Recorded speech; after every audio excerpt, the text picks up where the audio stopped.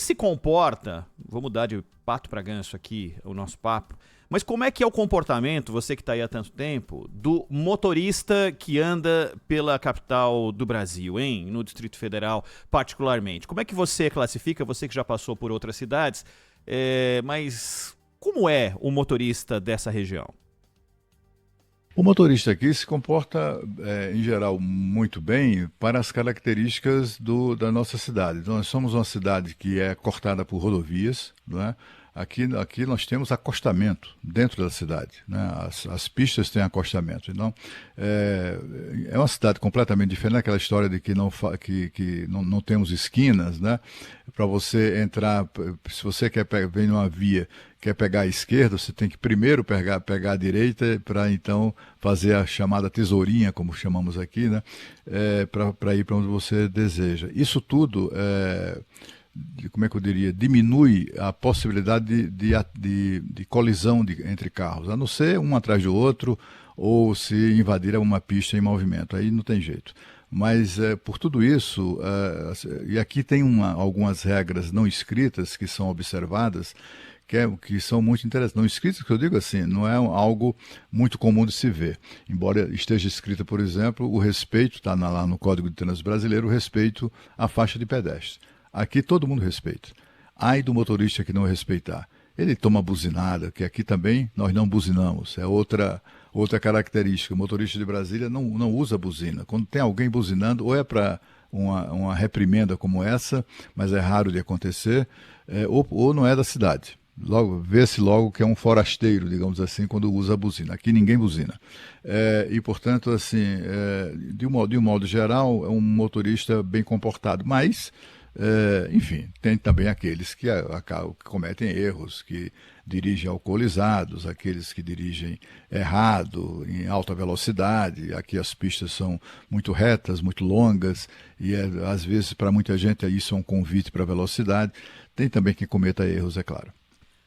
A gente vai falar sobre o tema violência no trânsito e para isso a gente convidou o Paulo Guimarães, que é CEO do Observatório Nacional de Segurança Viária, que nos atende na manhã deste sábado. Como vai, Paulo? Bom dia.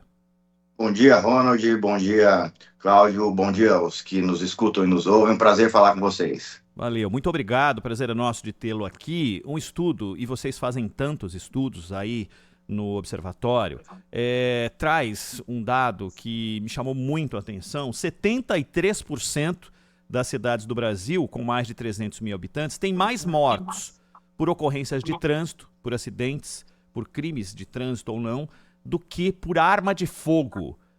Esse número chamou a atenção de que forma para você que está à frente aí do observatório? Olha, Ronald, é uma provocação que o Observatório resolveu fazer, né, aproveitando esse período eleitoral, esse período de disputas nas prefeituras, porque o que a gente percebeu?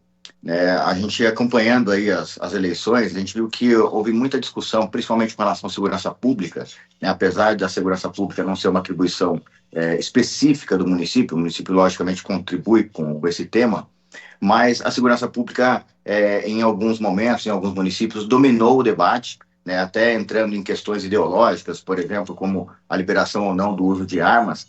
E o que a gente percebeu é que em 73%, né, dos 4.800 municípios que a gente analisou, em 73% dos casos, né, o trânsito mata mais que arma de fogo. Então foi uma forma da gente se basear nos dados, usar a pesquisa científica, usar a academia para despertar na sociedade essa necessidade de olhar para esse tema com mais propriedade, né? Assim como se olha para a segurança pública, olhar para a segurança no trânsito. E o Cláudio citava aí o exemplo de Brasília, dos motoristas serem mais comportados, de terem uma cultura, né, um pouco mais diferenciada, tem toda aquela questão histórica da travessia de faixa de pedestre, mas Brasília é um dos municípios onde o trânsito mata mais que arma de fogo.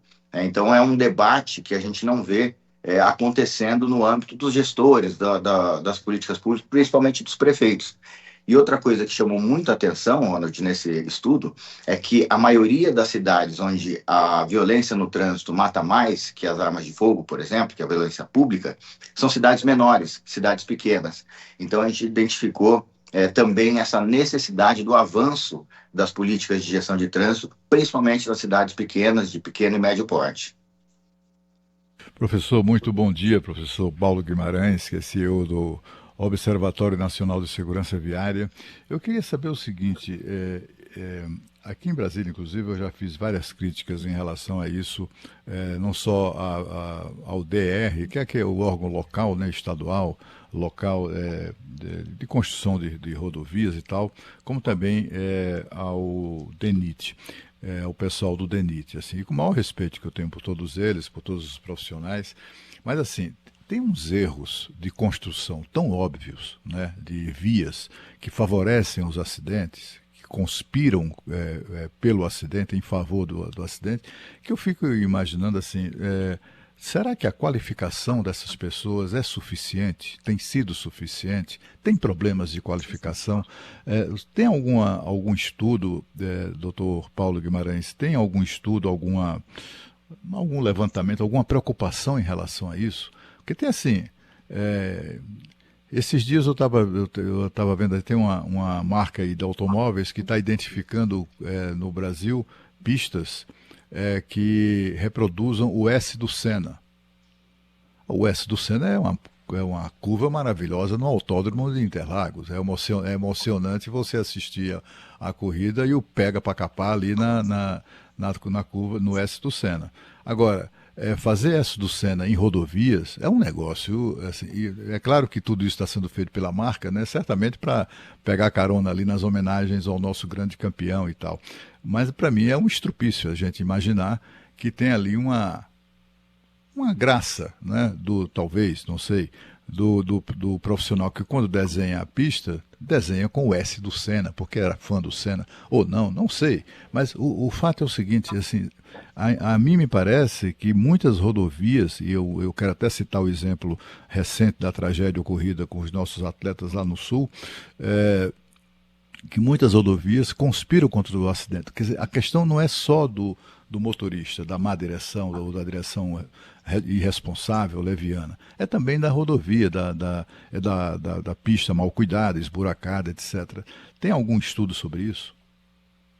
Olha, Cláudio, a gente não tem um estudo sobre isso, mas tocou em pontos importantes, né? Vou tentar pegar aqui dois ou três insights da sua fala para tentar mostrar um pouco como é que a gente enxerga a gestão do trânsito hoje. Então, o primeiro ponto, a gente tem sim uma deficiência de capacitação técnica no país, apesar de a gente ter técnicos muito, muito bons, a gente tem sempre um conflito muitas vezes uma sobreposição entre posições políticas versus posições técnicas.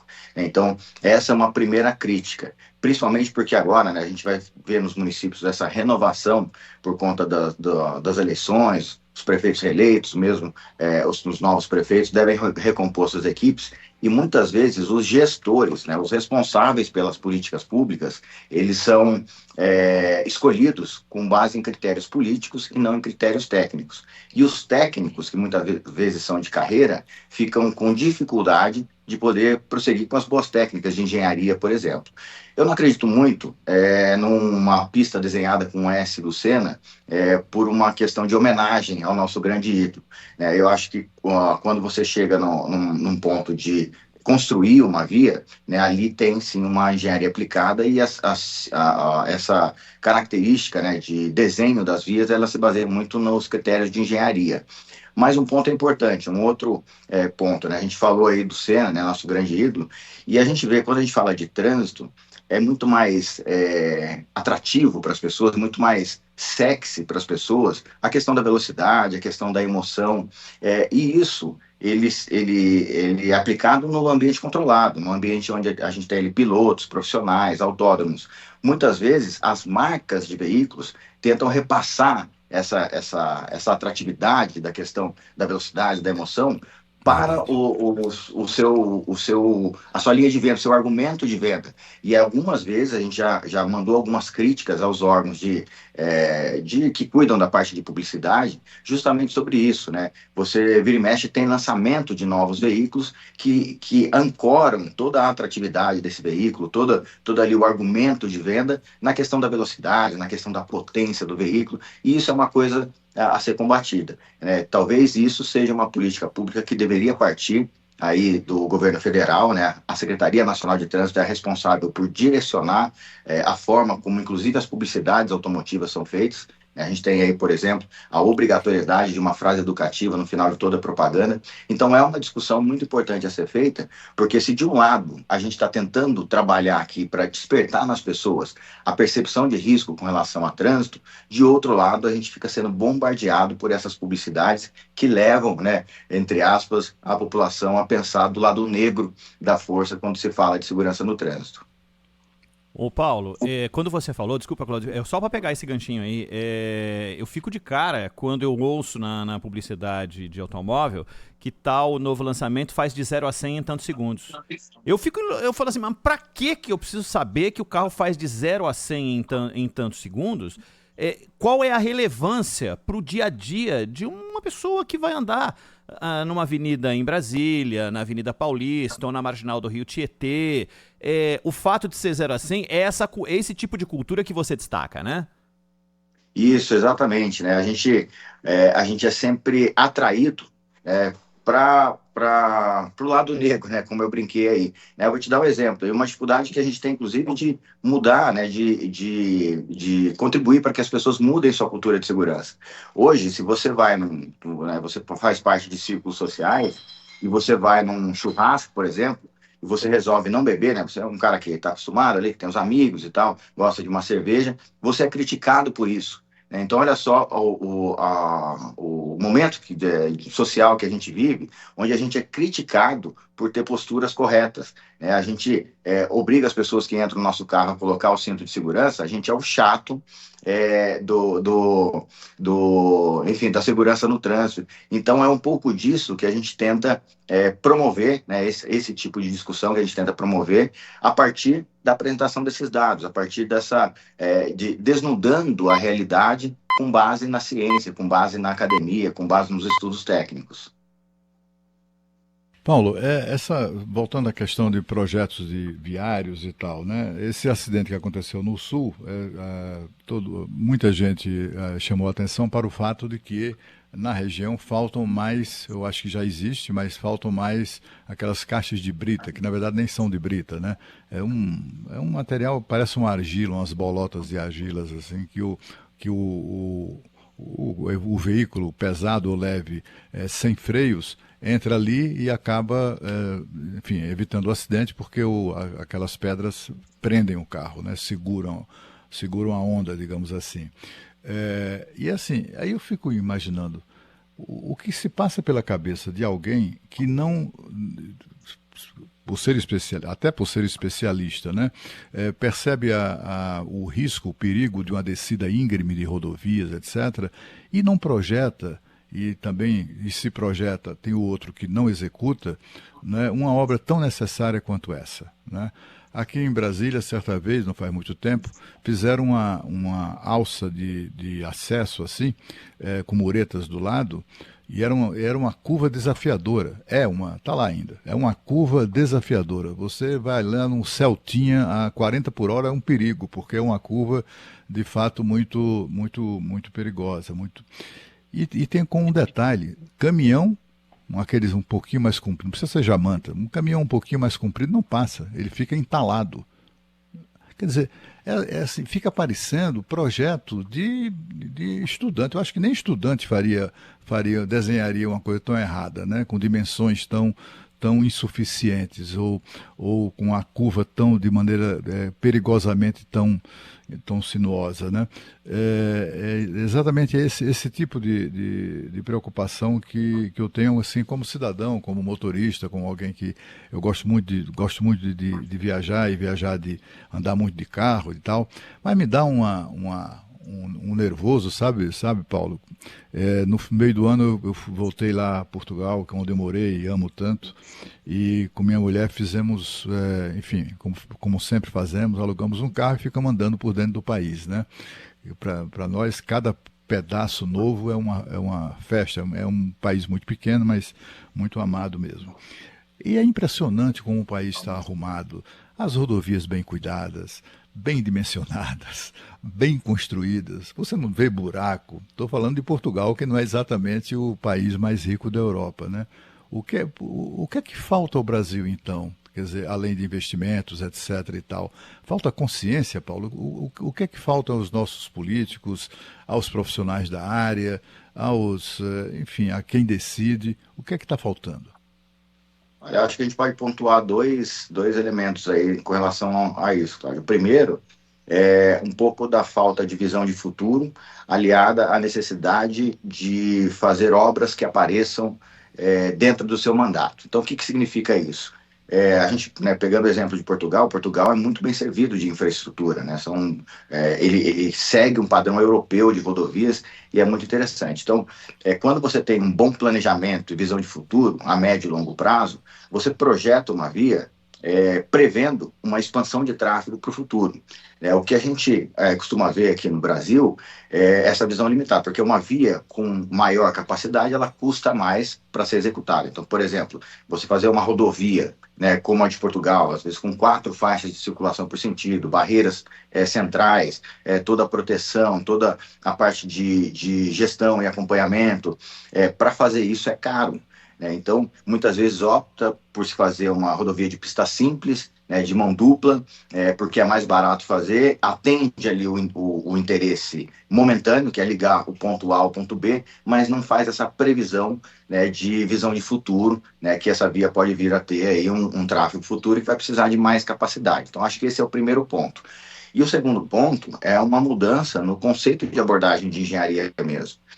A gente fez um trabalho chamado Rodovias que Perdoam, né, a coisa de 3 anos atrás, que trazia justamente essa reflexão sobre o conceito mais moderno de olhar para a infraestrutura versus o conceito tradicional.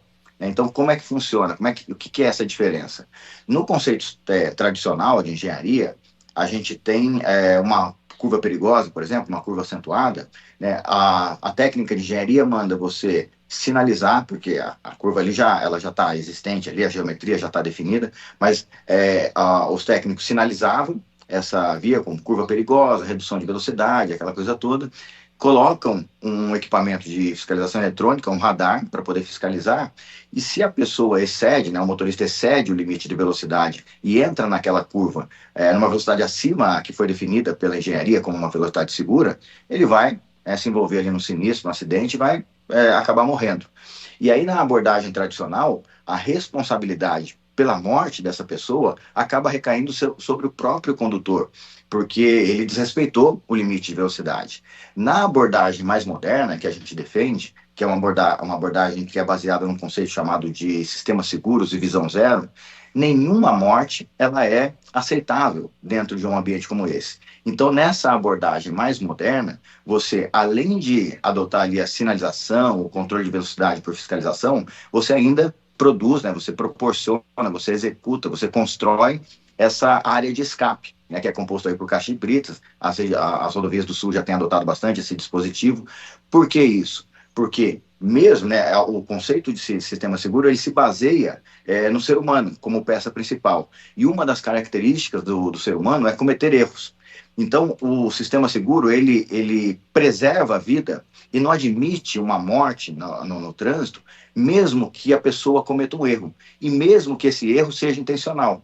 Então, o que isso significa? Que mesmo que a pessoa o motorista, né, intencionalmente exceda o limite de velocidade, cometa a irregularidade, ele não merece pagar com a própria vida. Então, é uma abordagem de conceito, né, um conceito de abordagem de engenharia mais atual. Só que a gente tem toda a infraestrutura que foi construída, né, ao longo dos anos, né, a nossa infraestrutura histórica que a gente tem no país, que não levava em consideração esse conceito de preservação da vida, né, levava em consideração o conceito de que o poder público precisa fazer e passar a informação suficiente e jogar a responsabilidade pela manutenção da vida no próprio motorista, no próprio usuário. Então, é uma abordagem diferente. As rodovias mais novas começam já a ter esse tipo de abordagem de sistemas seguros, mas é um caminho muito longo ainda até a gente conseguir reconstruir as que já existem e construir, né, um novo sistema aí, baseado nesse conceito. Paulo, como é que a gente... Porque o tema desse estudo relaciona crimes comuns, a pessoa aqui em São Paulo, um latrocínio, algo recorrente, teve o celular roubado, fez um movimento, tomou um tiro, morreu, né? Ou um assalto, ou o cara que simplesmente tentou tirar sua bolsa dentro do carro, ou outros crimes que acontecem todo dia, matam menos do que o crime de trânsito. Um depende de segurança pública, o outro depende muito do comportamento humano, principalmente nas cidades, tirando essa parte das rodovias, que a questão de engenharia, a questão quando o motorista é surpreendido por determinadas situações, mas muito depende de comportamento humano. Como é que a gente trata isso e que tipo de investimento tem que ser feito? É punitivo, educativo? Como é que vai funcionar? A gente acredita muito nessa abordagem mais sistêmica, dentro de um conceito chamado responsabilidade compartilhada. Então, o que a responsabilidade compartilhada ela traz enquanto conceito? Que todos têm uma parcela de contribuição para melhorar essa carnificina que a gente vive no país. Então, o poder público ele tem como atribuição, como responsabilidade, a promoção das políticas públicas, o investimento em infraestrutura, a adequação de todo o processo de gestão de trânsito, a promoção, né, de programas e projetos que contemplem aí a engenharia, a educação e a fiscalização como temas principais. Mas também a gente tem outras responsabilidades. O judiciário, por exemplo. O judiciário ele precisa entender que, dentro de um processo de fiscalização de trânsito, a gente precisa ter uma consequência educativa. Então, o que isso significa? A impunidade, ela não é educativa.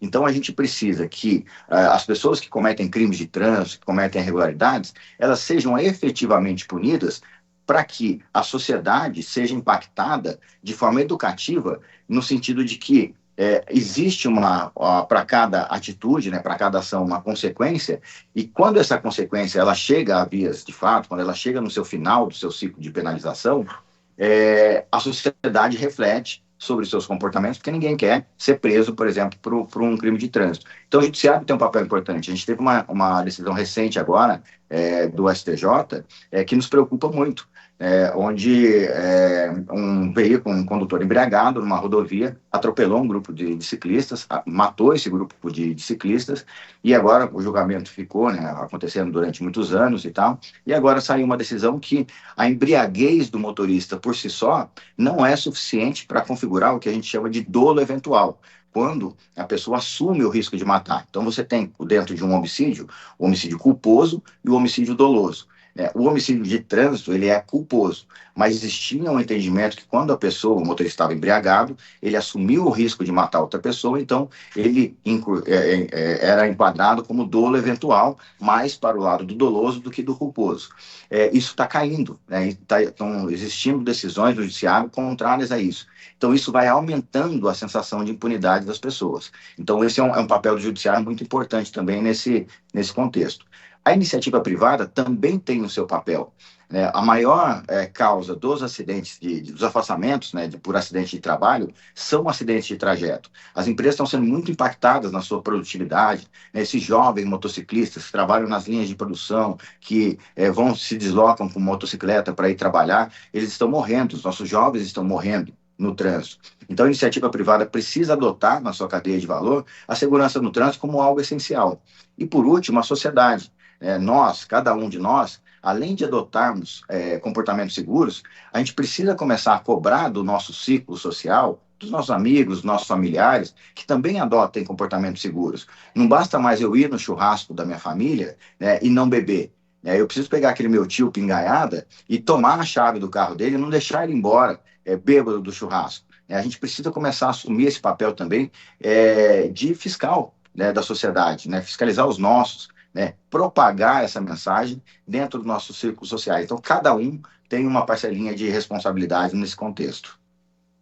Paulo, tem essa questão da educação no trânsito é bem ampla mesmo, né? A começar pelo fato de que o Código de Trânsito Brasileiro determina que o produto da arrecadação dos órgãos de trânsito com multas seja aplicado em campanhas educativas, e eles não fazem isso.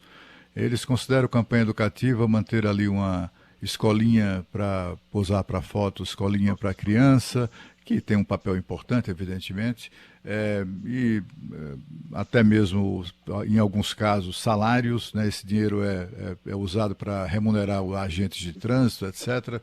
Campanhas educativas mesmo, massivas, né? Que o país precisa, um país com as dimensões do nosso necessita, isso a gente não vê. E ali campanhas ocasionais, né?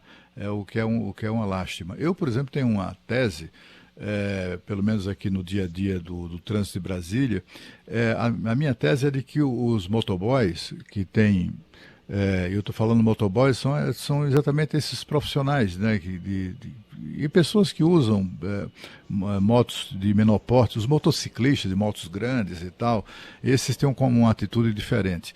Mas os motoboys, eles agem como se aquela linha tracejada que divide as faixas, né, numa pista, aqui em Brasília há muito pistas assim, né, com 3, 4, 5, até 6 faixas de rolamento, eles trafegam ali.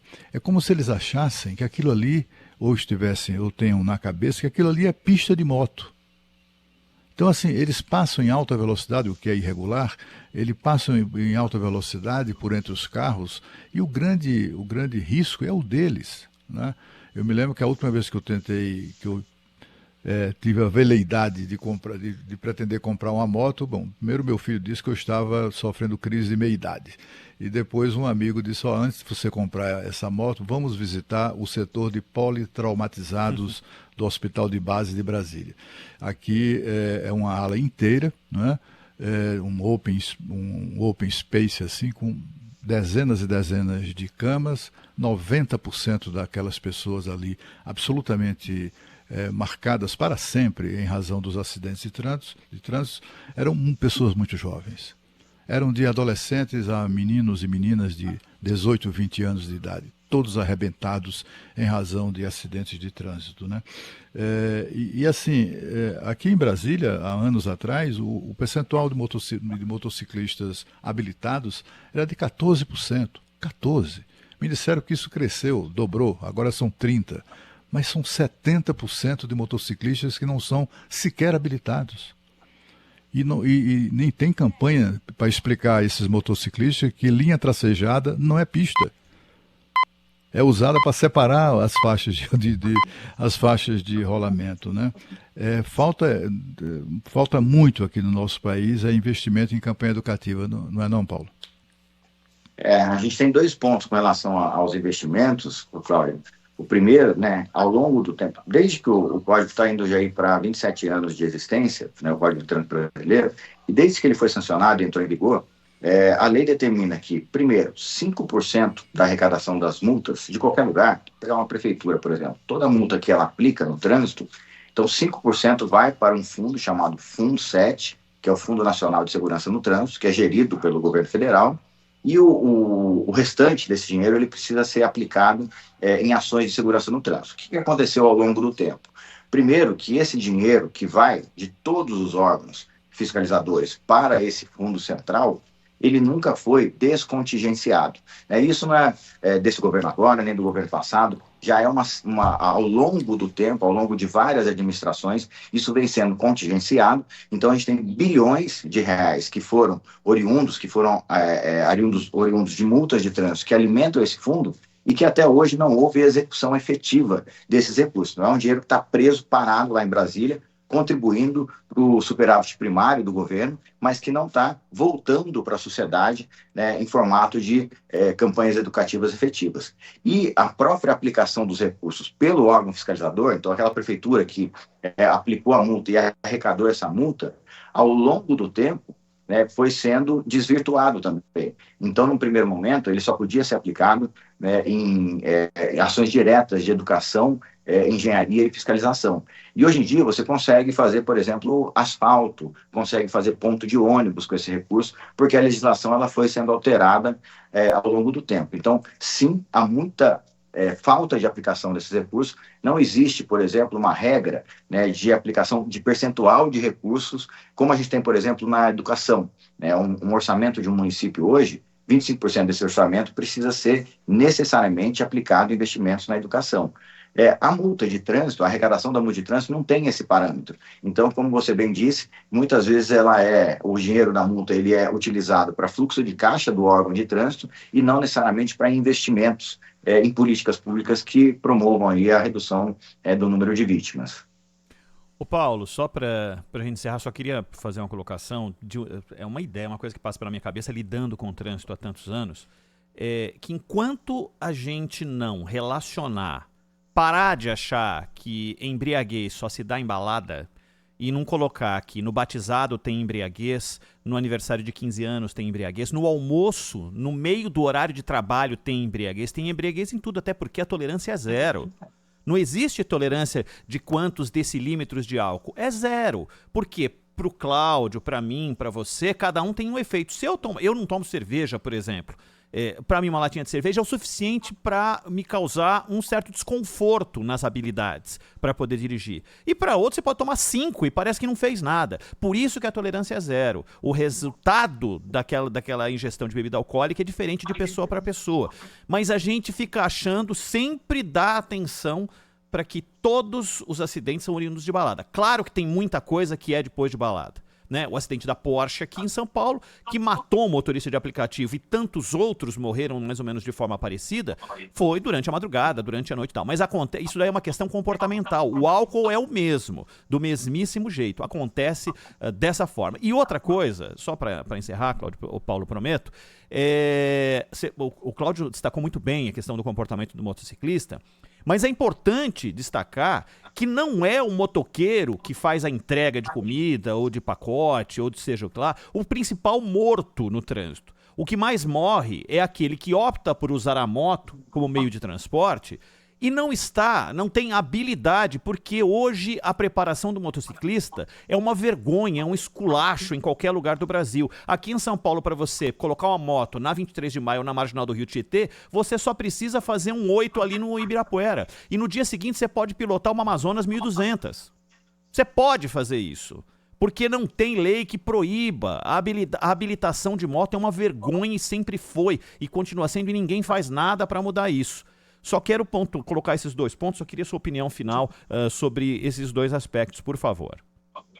Muito bem colocado, Lamir. O que acontece na nossa percepção com relação a álcool no batizado e álcool na balada é que a gente tem muitas vezes, no período noturno, uma associação entre 2 fatores muito perigosos, que é o álcool, né? Então essa dificuldade e essa distorção dos seus reflexos, na sua capacidade de decisão, e velocidade, né? Isso geralmente acontece à noite.